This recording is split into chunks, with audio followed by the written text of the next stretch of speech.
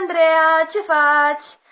Am acceptat propunerea ta de a cânta melodia Mira, Dragostea nu se stinge, piesa noastră preferată. Și în momentul de față mai cam nimerit, nu știu cum să-ți spun. Dar în fine, ce mai stă la discuții? Să-i dăm play, nu? Pentru Andreea Cercel, Dragostea nu se stinge. Te pup, scumpo, și ai grijă de tine acolo în Anglia. Poate mai vii și tu în România, nu?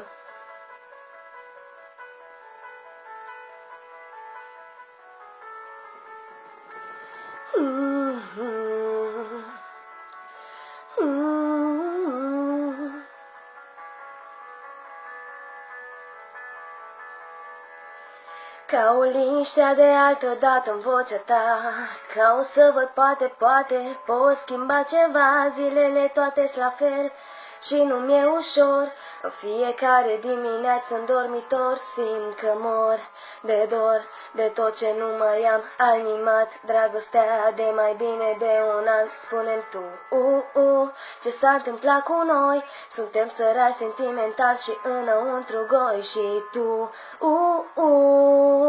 ești ca aerul, mi-ai rănit sufletul.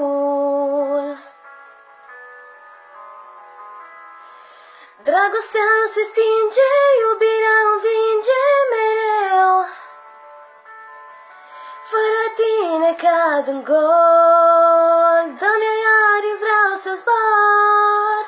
Dragostea nu se stinge, iubirea învinge mereu. Simt cu tine lumea mea strălucește, strălucește ca o stea.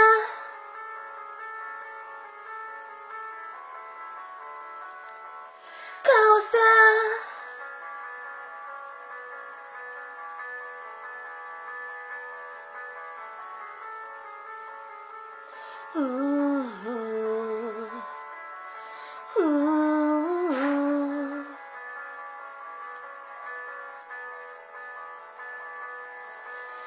Că mai întreba eu ce-mi doresc, ți-ar zice că mai vreau încă o dată să-mi zâmbești. Exact ca la început, când nu mă cunoșteai și mi-ai cerut un selfie și să bem poate un ceai.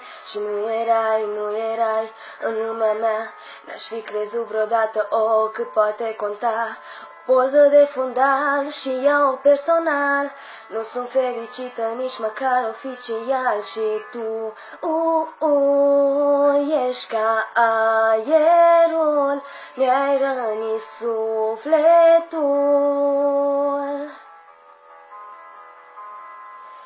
Dragostea nu se stinge, iubirea învinge mereu. Fără tine cad în gol, dă-mi iari, vreau să zbor. Dragostea nu se stinge, iubirea învinge mereu. Și cu tine lumea mea strălucește, strălucește ca o stea.